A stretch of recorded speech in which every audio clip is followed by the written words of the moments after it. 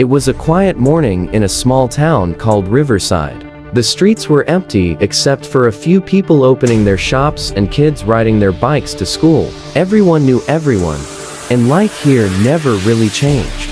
Jake, a 25-year-old mechanic, had lived in Riverside his whole life. He loved the peace, but sometimes it felt too quiet, too predictable. Every morning, he fixed old cars at his father's garage, grabbed coffee from the same cafe, and watched the same faces pass by. But one afternoon, everything changed. A black car drove into town, something rare in Riverside. The man who stepped out wasn't a local. He wore a dark suit and carried a briefcase. He asked for Jake's father, who wasn't there that day. The man looked disappointed, left his car, and drove off. Later that night, Jake's father came home and went pale when he saw the car. He didn't say a word, just locked himself in his room.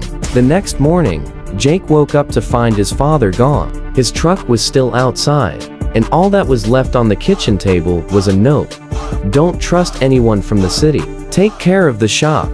Days turned into weeks. The police searched, but no trace of him was ever found. People in town whispered about old debts, or that his father had gotten mixed up with the wrong people. Jake tried to move on. He kept the garage open, fixed cars, and lived quietly. But every time a black car passed through Riverside, which wasn't often, his heart skipped a beat. One evening, almost a year later, a letter arrived with no return address. Inside was a photo of his father standing in front of a garage that looked exactly like theirs, but with a sign that said Riverside Motors, New York.